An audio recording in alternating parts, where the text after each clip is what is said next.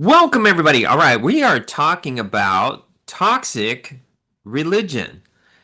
You know, for a lot of people, religion is an important sense of meaning, belonging, community, which can contribute to a whole lot of positive mental health and well-being. But some psychological research has associated religious practices with positive mental health outcomes and high scores on scales assessing self-esteem, self-efficacy, optimism, and hope.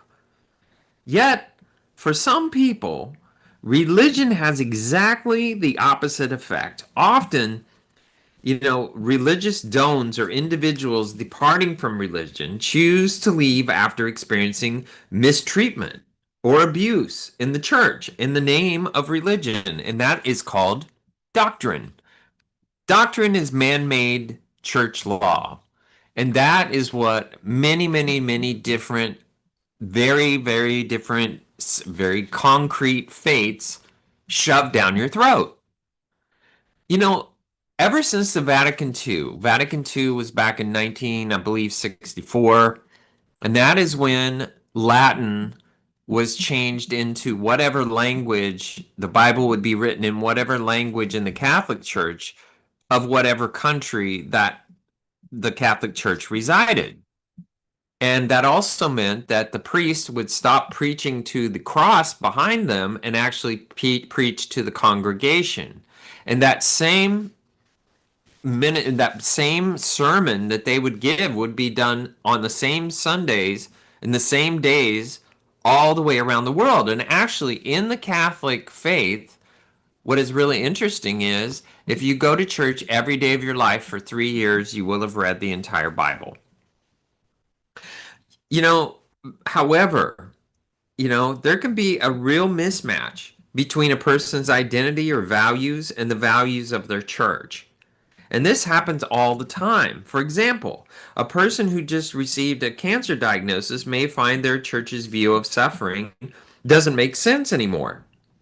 Or a person who finds a meaningful bond with the same-sex partner may leave their church for the doctrine and follow congregants discouraged to the union. So what they might do is go find something that would bless their same-sex marriage. A recent political climate may make these differences feel more pronounced, which would be contributing to recent uptick in religious dones, people that are dogmatic about their religion. Cultural emphasis on mental health and authenticity among younger generations also plays a role, along with the proliferation of social media, which is very dark and negative in many ways, which may make leaving religion less isolating. We are becoming a civilization today, especially in a global economy, where people are becoming their own gods. And it's very sad because if you think of the biggest difference between an atheist and a Christian, let's say, is that the difference is when a atheist looks at the life of the world and the universe, they ask what made all this happen. And scientifically, they can come to all kinds of different conclusions of what made the universe, what made the earth, what made the space, what made the stars, what made the suns, what made the grass, what made our earth. But the problem is atheism can never answer the question, why was the universe created? And this is the profound problem of the meaning of life in our world and the difference between the people who believe in God and the people who don't. And the other thing is with religion is the idea that, if people of faith, you have to understand that all life is faith-based. So every choice you ever make, buy a house, get married, have children, get a job, change jobs, move to a different city, go to the grocery store, get in your car, drive somewhere. Every single decision you ever make is a leap of faith. We don't know what's on the other side of it. However, many people, especially from an atheistic perspective, have no faith, and what they do is they have fear. which they have to hypothesize everything. And then they have to buy their own hypothesis of what the truth is, which makes them their own God. So this is a very confusing thing. But what this show is really about is the idea that many, many, many people interpret the Bible in many, many different ways. And many of them love to accommodate the way that they see things rather than what is right or wrong. Many people understand that the Bible is not always black and white. I mean, the Ten Commandments are about as black and white as you can get. However, if you go through the Bible word by word, sentence by sentence, you're going to find different interpretations, very vague meanings, very vague outcomes, very vague ideas. And those ideas may lead you to conclusions which seem very concrete. But people of faith, especially in church, especially people who preach, especially people who are doctrine driven, are going to interpret the Bible for you, and they're going to hammer it down your throat and shove it down your throat as if this is the only way to get to heaven, this is the only way to live, and this is the only way to be a Christian. And it's really sad because many egotistical, crazy people will shove the words of the Bible down people's throat with a misinterpretation and a misunderstanding as if they are God and the only way to see the Bible is their way to see the Bible. And as they do that, they alienate people from Christianity and from other faiths.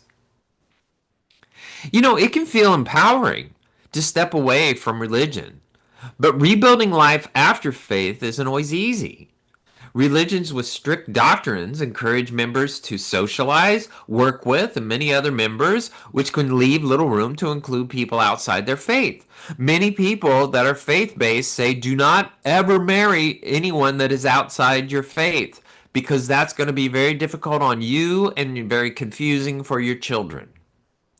When religious environments and doctrines cause harm, people often require a period of healing. And this is normal. And oftentimes we see this in therapy, especially as a Christian therapist. You know, people specialize in religious trauma, actually. You know, post religious people eventually form new beliefs about themselves and the world, but this can take a lot of time.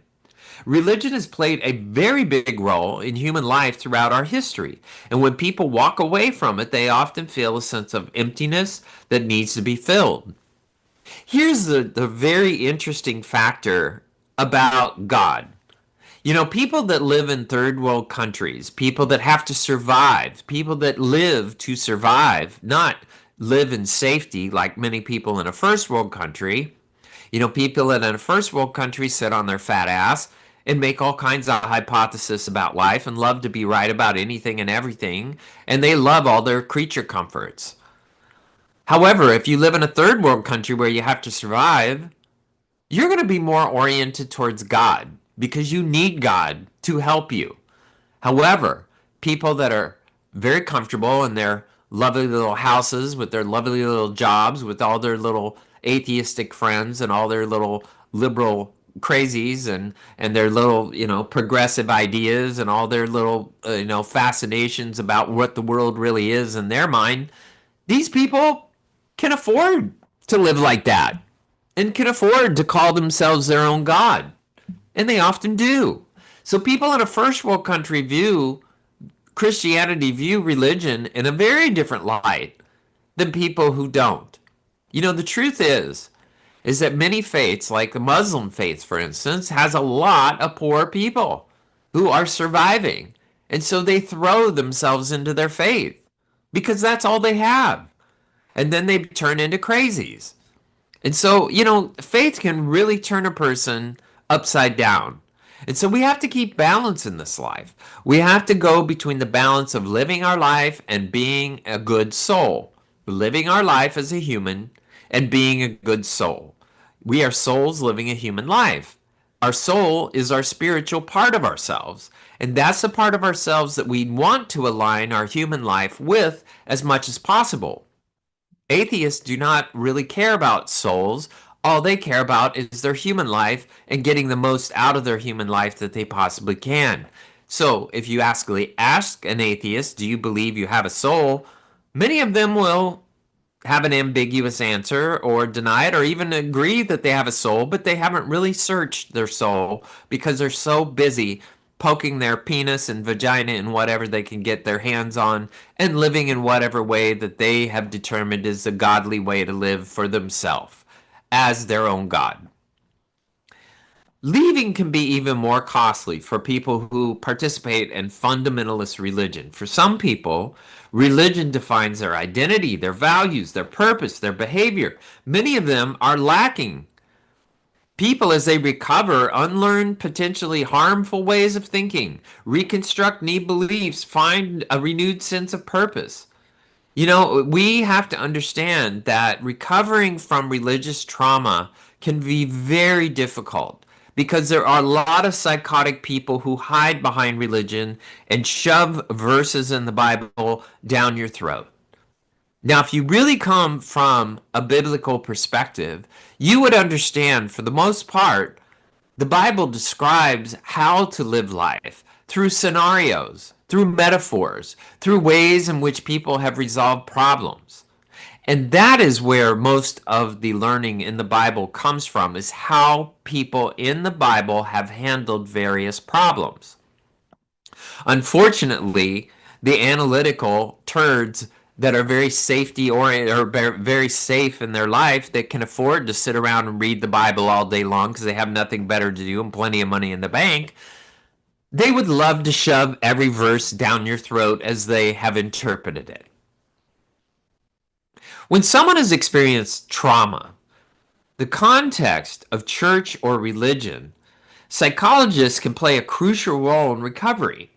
Some patients may qualify for a diagnosis of post-traumatic stress disorder in the event of physical or sexual abuse, but religious trauma can often be insidious in other ways as well. Now, if you think about it, if you go to any average church, there is about 80%, 80 to 85% of the people that go to that church are there to pull one or two lines out of a sermon and say, "Oh, I learned something," or "That spoke to me, that you must have wrote the sermon for me." And those people are there to go to lunch. They're really there to do something after, or to have some community, or see their friends, or have some sense of community because they've been sitting in their house or their work all day long and they're introverts and they don't like people, but they can go to church and they can feel like a human being for once in their life for about an hour, probably not much longer. They just can't tolerate much more than 20 minutes of a sermon. So, you know, these people, these 85%, rotate with this other 10%. This other 10% are the ones you see raising their hands, hooting and hollering and praying and doing all the crazy and doing all the worship and the singing and involved in every prayer and answering back to the sermon. "Oh, amen, pastor," blah, blah, blah. And those people are in pain. They're in deep amount of pain. They're suffering and they're searching for answers. And those 85% that are very comfortable, that are going for lunch and to hear some stupid thing said from some stupid sermon that some 35-year-old lunatic that has to talk about his family through most of the sermon gives you. But what happens is that 10% are searching for suffering, for healing of suffering. And any reputable pastor understands that they're preaching to about 10% of the people that are really searching. And that other 85% will revolve into the 10% every once in a while throughout pockets of their life where they get closer to God. So the more pain and suffering a human being has, the closer to God they feel. Now, what is it about the other 5%? Well, they're there because they were drugged there. So the idea is that as you're in that 10% pocket, you are the most vulnerable to the people in your church. And those people that surround you in your church may be very, very verse driven in the Bible and remember just about every verse that they possibly can reflect on to tell you what the Bible says and then shove their doctrine down your throat.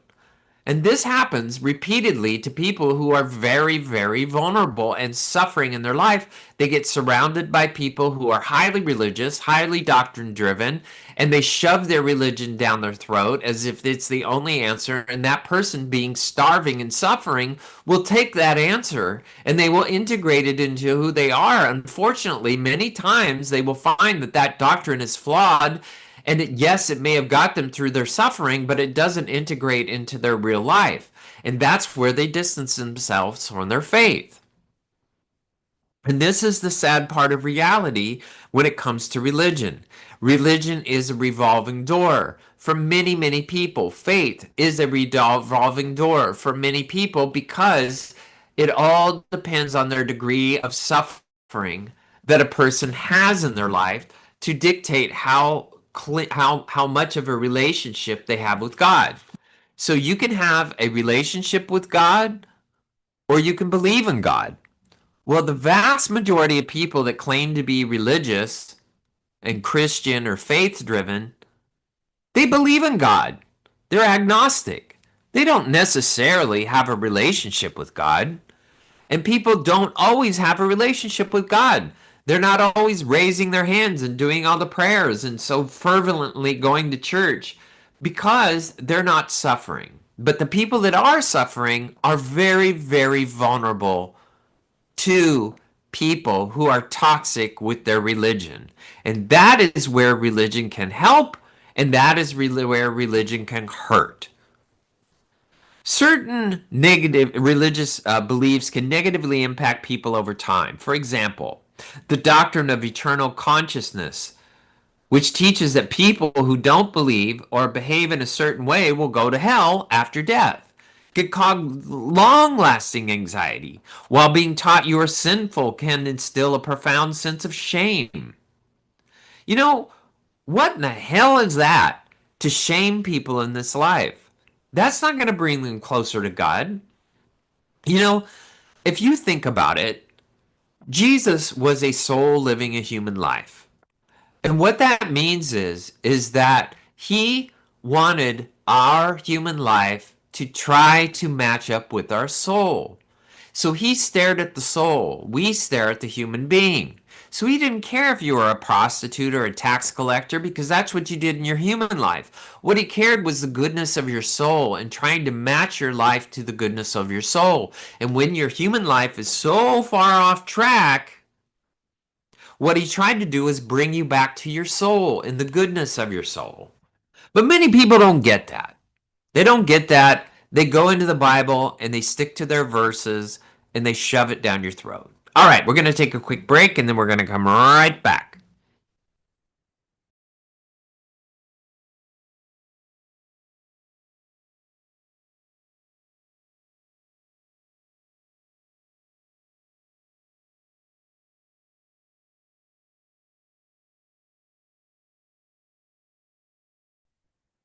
Welcome back, everybody. We're talking about toxic religion. You know, fundamentalist religious groups, which exert a high control over their congregants, can be particularly harmful to people's mental health and well being. These groups often provide rigid rules of how to live, the use of manipulative tactics to keep people in a belief system, and it causes religious trauma, especially for the vulnerable people who come to their church because of their pain. Some religious people feel trapped, as though they can't leave their religion for fear of going to hell or being shunned by their community. You know, when you're in this field of mental health, treating patients moving on from religion isn't always about healing wounds. It's also about helping them build a vibrant, purposeful life outside of their faith.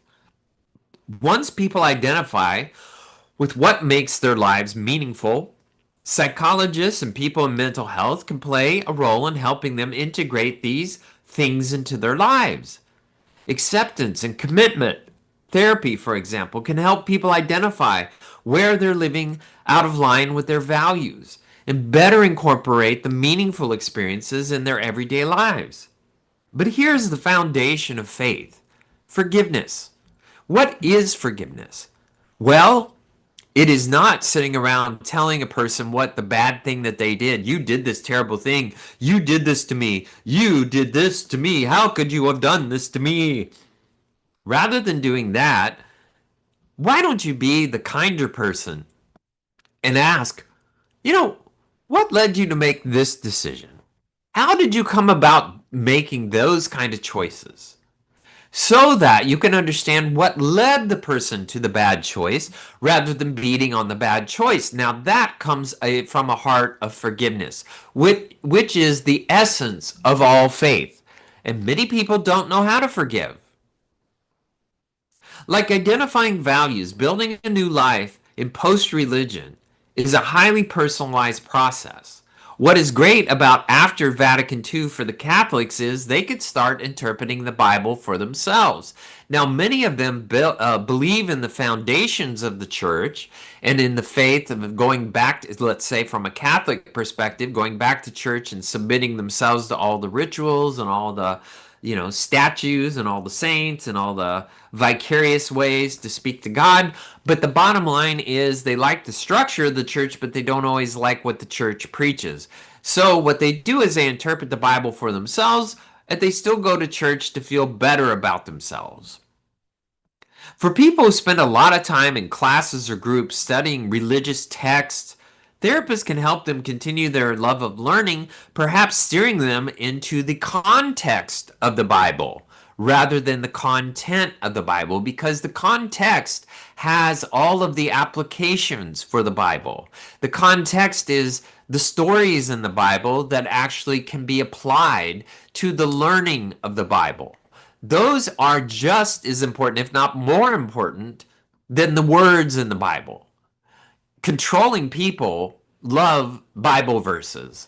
They love to shove them down everybody's throat and repeat them while you're sitting there dying in the hospital. They'll bring up a proverb or something from John or something from Matthew. They'll dig some crap out of the Bible and throw those verses down your throat. Like that's going to get you to heaven. That's going to inspire you to come to God. What they don't understand is the story, the human beings in the Bible and how they applied those lessons are so much more important to us understanding the Bible. However, people that are doctrine driven are very much focused on the words. Many people may need support making changes in their lives as they identify how they want to move forward. For example, church often serves as someone's primary source of community.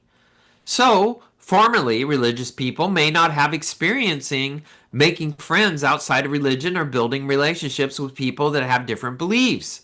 Because what do you want as friends? You want to have friends that have values. You want to have friends that believe in God. But unfortunately, when you get into a religion or when you get into a certain faith or when you get into a certain doctrine, you have to buy the doctrine to have the friends. And that's pretty crappy. You got to learn to think for yourself. But that doesn't mean that we get away from the values taught by the Bible. What it means is we practice Christian values. So if you're going to have community, what is very important to understand is you want to be Socratic. That means everybody's going to come at the Bible differently. They're going to have different beliefs. They're going to have different interpretations, and that's all okay. That is a philosophical approach to the Bible, which is very human and very healthy. Because now we can debate the meaning, but we don't have to live in each other's content of the Bible, interpretation of the Bible. Now, there's key impacts when people shove their religious trauma down your throat. Survivors often struggle to trust other people, particularly in authority, due to betrayal. They experience hypervigilance, constantly monitoring for potential judgment or abandonment. So now they walk into a community, and if somebody talks about God, the minute they do that, they're about ready to run for the border. There's also people with intimacy and sexual difficulty. This purity culture or restrictive teachings can create lasting discomfort with physical intimacy, causing fear of vulnerability or shame related to sex. I'm not suggesting you interpret the Bible the way that I do, but the fact is that the reason people abstained from sex was so they wouldn't have children before they got married. But if you're like 30 to 35, 40 years old and you're still a virgin, you got a problem, you know? The deal is that people sexually, yes, you want to abstain from sex so you don't have children because marriage is about children. It's not always about you as adults. Once you have children in a marriage, your marriage is about them. The covenant is so these kids can grow through their life safely and developmentally, and so that you, in the covenant with your spouse, can figure out how to handle a covenant with God with your spouse. So, where you stand with God is how you handle the covenant in your marriage. Difficulty experiencing emotions is very common because survivors of religious trauma are taught to suppress their negative feelings only to show certain emotions, and they're only allowed to show those. And so what they do is they emotionally repress, which is not good for anybody. Your feelings are where your soul is. That's how we connect with each other. That's how we define the meaning of our lives. We are desperately funneling down our journey of life when we have to filter everything through doctrine. That is crazy. People may struggle to set healthy boundaries or conversely become overly rigid. Codependency can occur if we're conditioned to be submissive and put everybody else first. But if you don't take care of yourself, how in the world are you ever going to take care of others? And so many people with religious doctrine will often shove you down your own throat to where you cannot take care of yourself, but you have to take care of everybody else. And it's egotistical to take care of me. No, it's called fill your tank before you can fill other people's tank. There's common behavioral patterns that happen with religious trauma. Distrusting others because it's this cult-like tribalism that is created by religion. Difficulty relating to other people outside of their former strict belief system. Crazy. Emotional regression may cause people to seek a partner who acts as an authority figure or acts submissively, replicating oppressive dynamics. Parent-child relationships happen oftentimes in a church filled with doctrine. You got to be really careful with that crap. Take it with take it with a grain of salt. You have to understand that all doctrine is man-made. Now, I'm not suggesting if you go to a Baptist church or a Lutheran church or a Catholic church that it's all bad. No, every one of them have great things to offer you. But you as a human being need to understand that it is your job as a spiritual person in your connection with God to have a spiritual journey that is yours and yours alone with God. Healing involved in religious trauma typically involves deconstructing beliefs, building healthy boundaries, and requiring specialized therapeutic support to overcome deep-seated fear and guilt. Now, fear and guilt is also a main ingredient of a lot of doctrine. Living in fear and guilt. Can you imagine if you didn't have to live in fear and guilt and stopped having to worry about how every other person's ugly ass has interpreted who you are, and you just interpret yourself for yourself, and then they have to determine what they want to do with you based on how you have determined to be. People who are decisive have character. People that have character, people that have opinions, people that make decisions are teaching other people how to love them. And you can always change your mind. That is a beautiful thing about our life. Religious trauma also affects relationships, in many different ways because, the authoritarianism and the high control creates a lot of conflict in a marriage. So if you have one person who is highly doctrine driven in a marriage and the other person is more of a community church oriented person, you're going to have a lot of conflict in that marriage. So, it's really important to understand that all of our interpretations of the Bible are going to be different no matter who you are. And what you have to understand is we have to learn more about what the philosophers taught us, the Socratic method, which is we come to class, let's say, we read a chapter, and then each person comes and states what they learned from that chapter, and each person learns something different. And you have to not only learn from other people in your class, but you also have something to teach that you learned. And not all of us are going to agree with what each other learned, but we can learn from each other that way. That is more about what the Bible is about, is people learning from each other rather than some pastor shoving their crap down your throat for the rest of your life. Not that pastors are not great people, they are. They're incredible. Some of them are just the most incredible people with incredible sermons on this earth. However, what we have to understand is they are not the holder of our relationship with God. We are. Then there's this fear-based indoctrination that happens with people that cause religious trauma. Constant messaging regarding hell, eternal damnation, apocalypse, demonic forces, causing chronic anxiety. You know, the fact is that there's a lot of people have mental health issues in this world, especially today, now that we have the wokey wokies and the crazy liberals and the crazy progressives that want to control our life and tell us what words we can use and what thoughts we can have and who we can have sex with and who we can't and who we can relate to and who we can't. They want to tell us every freaking thing in our life. They want to take our free will and steal it and take it from us and beat it down and turn us into their little minions. And then there's spiritual abuse and manipulation, coercive tactics like gaslighting. Gaslighting means everybody else is crazy but me. Blackmail. You know, I know something about you and I'm going to use it like like the person who's accusing you of I know something about you doesn't have some crap on themselves.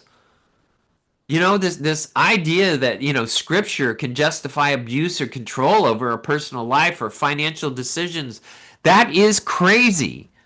Nobody should control your life. Our job as human beings in this life is to attempt to influence each other for the good. But there's a lot of bad in us. And what that means is take the good and take the bad and then assimilate what you believe is good into your life and change your mind if it becomes bad. Loss of community and shunning. This is another way that religious trauma happens. When leaving, members lose their entire support system, family, friends.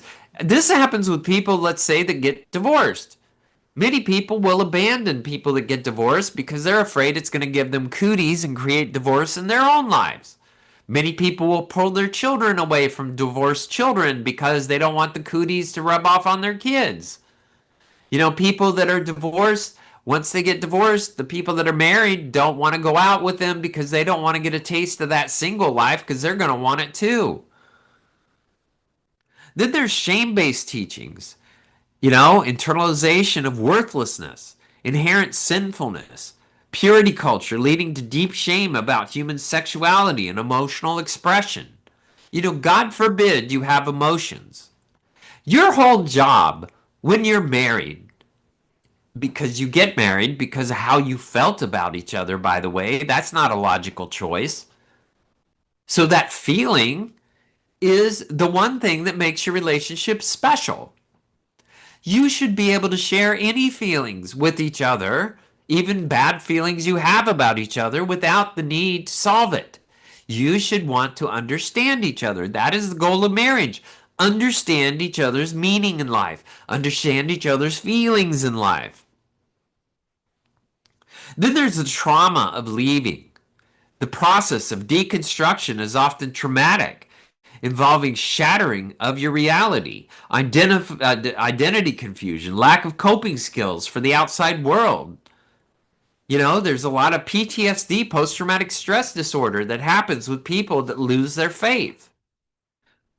Religious trauma syndrome is a term, it was actually coined by Dr. Marlene Winell, sorry, Winell, to describe a combination of symptoms resulting from toxic, authoritarian, religious environments or the process of leaving a rigid faith. It involves chronic abuse, indoctrination, causing cognitive, emotional, social damage similar to PTSD. What people of rigid religion want to do is take your set of problems and then deal with it through the context of their faith. Unfortunately, not all faiths have great answers to anxiety, shame, mental health, depression, anxiety, you know, decision paralysis, difficulty adopting to a secular life. The deal is that decision making, people that are indecisive are the most vulnerable to rigid faith because they want somebody else to take accountability for their choices. And religion loves to do that for people. Religious people love to shove their doctrine down indecisive people's throats to make all their choices for them. Unfortunately, these people practice those choices and eventually hit a wall and feel completely betrayed. Religious trauma syndrome manifests as a set of symptoms. Cognitively, there's confusion, impaired critical thinking, black and white thinking, perfectionism, severe decision making difficulty, because everything has to match up with this stupid faith. Emotional, depression, acute anxiety, fear of hell, anger, guilt, loneliness, loss of meaning.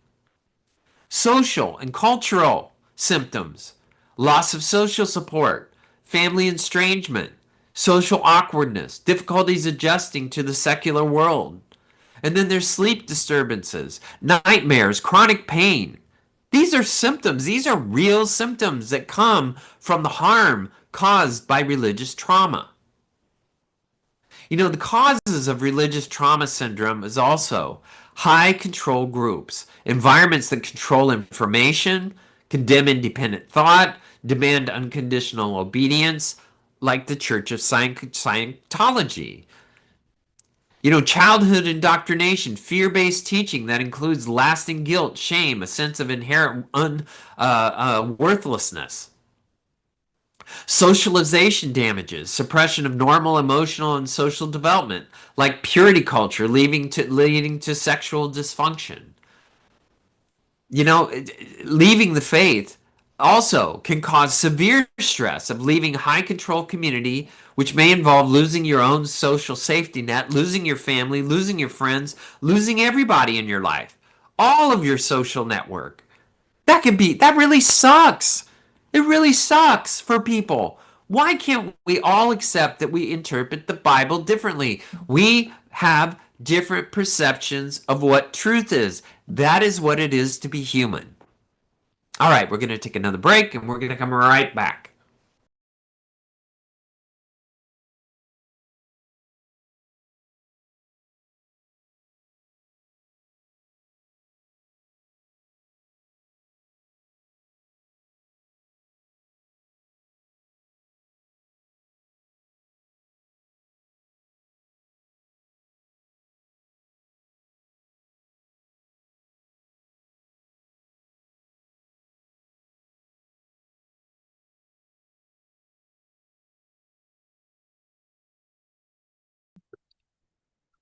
Welcome back, everybody. All right. We are talking about religious trauma, religious toxicity. The deal is that we really, really need to come with understanding that there is a lot of triggers after you have had religious trauma. There's emotional and mental distress, like deep shame, feelings of worthlessness, intense anxiety, panic attacks, depression, anger, and grief. These all come from people who are demeaning and who think they know more than you do. And there's a lot of people like that in this world. You're probably married to one of them. And then there's cognitive disturbance, mental fog, the inability to make decisions, difficulty with critical thinking, black and white thinking, persistent fear regarding sin or hell. When we have to believe in very rigid ways of viewing the Bible, and then we have to put ourselves in that interpretation of the Bible and live according to that so we can get to heaven or whatever, you are a very indecisive person. You are needing to be told what to do. And religion is very simple. The Catholic religion came very, very strong. The Muslim faith became very, very strong because a lot of people could not read. And so they needed the priests to tell them how to live. They need to have the priests to interpret the Bible for them because they could not read. And so people were very, very, very dependent upon people interpreting the Bible for them and demonstrating how to live their lives. That is where religion came from. We're in a very educated world now. Yes, there's third world countries where people can't read and yet people don't want to. And we also have a lot of people who don't want to make decisions in life, don't want to take accountability, and they want to be led because they want somebody else to be responsible and be at fault for everything that ever happens in their life. We have that all over the place, everywhere, all day long, especially in social media. So sadly, religion can set people up because it can make a lot of choices for you. And if that is the case, you're going to find that you're going to be disheartened by whatever faith you have because not all of their applications fit all of the context of life. There's also psychological trauma symptoms, flashbacks, nightmares, intrusive thoughts, bullying, disassociation, feeling detached from reality or your body can happen because of religion.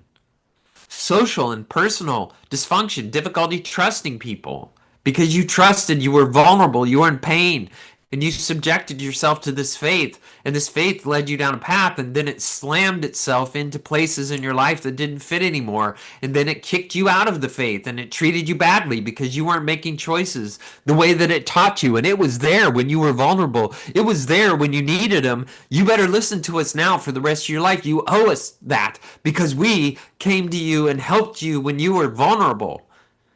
That's not faith. That's not what it is to be a nice person. That is manipulation and grooming. Then there's physical symptoms, chronic fatigue, sleep disturbance, disordered eating, sexual dysfunction. People take advantage of people through their faith. There are pastors and priests and mullahs and all these crazies that actually invade and reach into people's homes that have sexual problems, and they go after kids, and they go after your wife, and they go after your husband, they go after all kinds of things. You got to be careful, guys. You have to interpret life for yourself. You got to stay in touch with yourself. You cannot throw yourself blindly into any doctrine in this life. People are not worthy of being God. God is worthy of being God, and your relationship with God is what is sacred. Common triggers and context. If you go to church, I'm not saying don't go to church. Come on, guys. That's not what I'm saying. What I'm saying is you go to church, but you interpret for yourself. That's what's important. You take the good and you throw the bad. And you move through, and if it fills your cup because many of the people believe in some of what you believe in, that should be good enough. But then outside of that church that you're in, outside of that doctrine that you've signed up for, you probably want to continue searching for your own good, for your own soul, for your own life, for your own context, for yourself. Because no doctrine is going to prescribe heaven for you. Only you can do that. If you're struggling, there's all kinds of approaches like cognitive behavioral therapy, eye movement desensitization. It can help address the symptoms. So, there's trauma-informed therapy where professionals help process emotional abuse, guilt, fear-based conditioning, often using techniques, cognitive processing, internal family systems. We want to rebuild your frameworks around who you are. and develop socialization and support groups outside of the faith that you used to practice. Somatic therapy, reconnecting with your body to manage emotional dysregulation and feeling abandoned. And then there's psychoeducation, to get away from the guilt and the manipulation involved in religious trauma. An estimated 1 in 3 people in the United States experience some form of religious trauma. Estimated that 10 to 15% of U.S. adults currently suffer from significant symptoms of religious trauma syndrome. And people in the highest risk are the ones who are in a very vulnerable, hurt, suffering place in their life and are seeking God and are seeking a church to help them through that. Those are the high risk groups. And how a church helps a person through their suffering is very important, because if that church takes advantage of you and shoves a bunch of crap down your throat as the way they interpret the Bible, that may be helpful in the moment because it gives you something to grab onto, an anchor to hold you, but it may not last for your whole life, and you got to understand that. What you want is you want to have a community of people who are not shoving doctrine down your throat, but teaching you how to have a relationship with God. It's often under recognized and under researched, religious trauma, but it's very prominent and it's very prevalent in our culture. That's why people have a love-hate relationship with God. That's why many people go all the way down to the atheistic perspective, as if none of us have a soul. Then there's examples of religious trauma like the purity culture, sexual shame, intense guilt, anxiety, traumatic feelings regarding healthy sexuality, or people being gay, or people being LGBTQ identified during rigid teachings. Well, your walk with God is your walk with God. And yes, the Bible very clearly says, hey, you probably not out of, probably shouldn't be cornholing another guy if you're a guy. You probably, should not be having sex with another woman if you're a woman. But the deal is people do, because they're human. But that's not all of who they are. Just how they have sex is not all of who they are.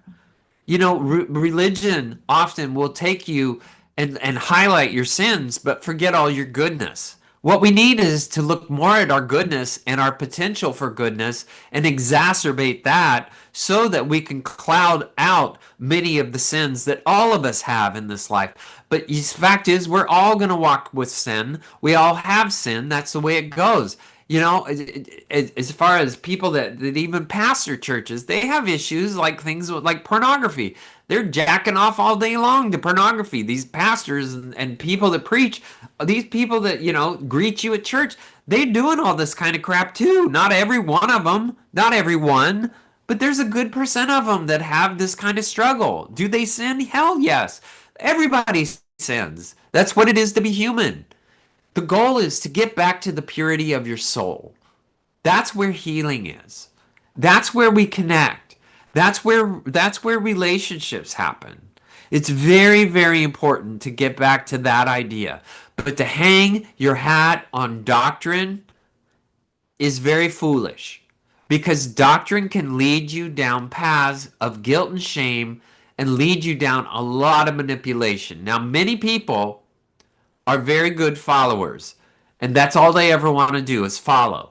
And they find great comfort in living a very prescribed life. And that's great for them, because that's how they're built. And God bless them for that. And I hope and pray that they all have a wonderful time doing it. And I'm sure they will go to heaven in their own way because of their own individual life. But what's very important to understand, it's not for us to judge each other. It's for us to reach for the good in each other. It would be great if people were more about being grateful than being critical. Religious trauma syndrome has symptoms to PTSD, including flashbacks, anxiety, panic attacks, sleep disturbances. It can go back to the abandonment issues of your childhood. It can go back to the neglect of your childhood, of your parents. What happens when people are subjected to very rigid doctrine is they form black and white thinking. The problem is life is not black and white. We are not this tribe or that tribe. We are not this or that. We are gray, gray, gray, gray, gray, and we all have to be understood. We all have things that are meaningful to each other and to ourselves that are very different than other people. Yet we love to congregate with people that we think like us. But not everybody is going to think like you. Most people do not think alike. Most people don't line up in every possible way. We are all different.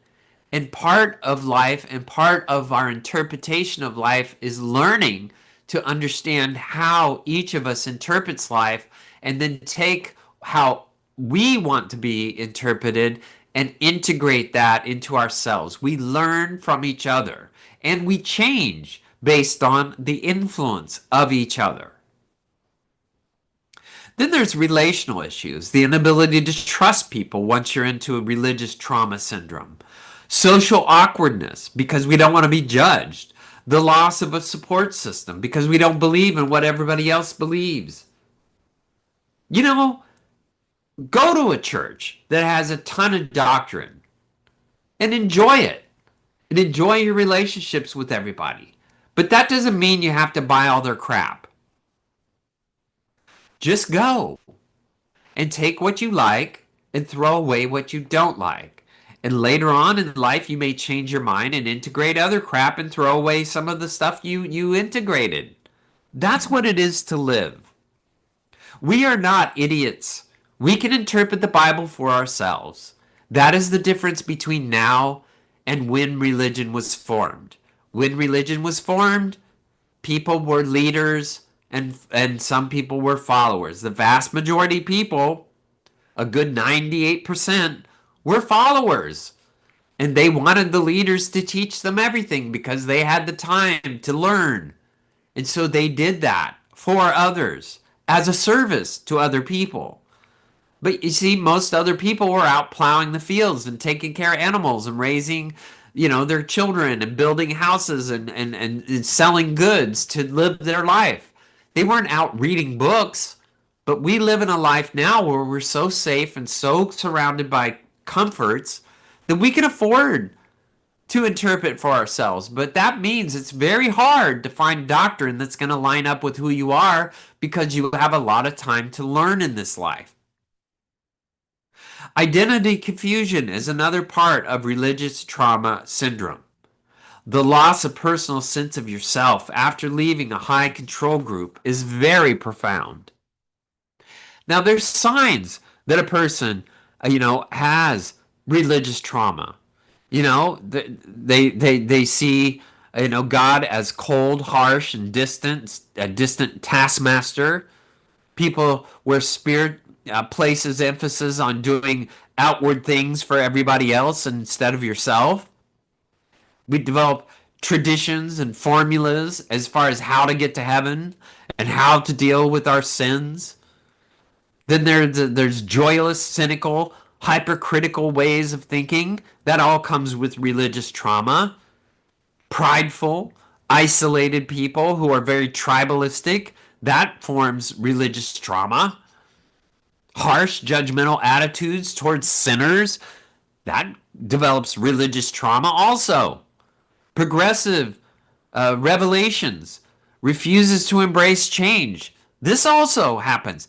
And the truth is, you can go the other direction where you go to one of these LGBTQ progressive churches and they're just as crazy, if not crazier, than the more religious doctrine churches because they're interpret the Bible as batshit crazy. However, if you're living that kind of life, you're going to buy that crap. And then there's people who prosecute based on disagreeing because of their own self-righteous views of life. These all come with religious trauma. And religious trauma, if you're a follower, and if you're a person who suffers enormously and falls into religion as a way to solve it, you're likely going to have some form of religious trauma when your thoughts and your desires and your life diverges from the faith. We use power to manipulate, you know, and that is not what Jesus was about. Jesus was about taking you as you are and reminding you of the good within inside you and what you are capable of.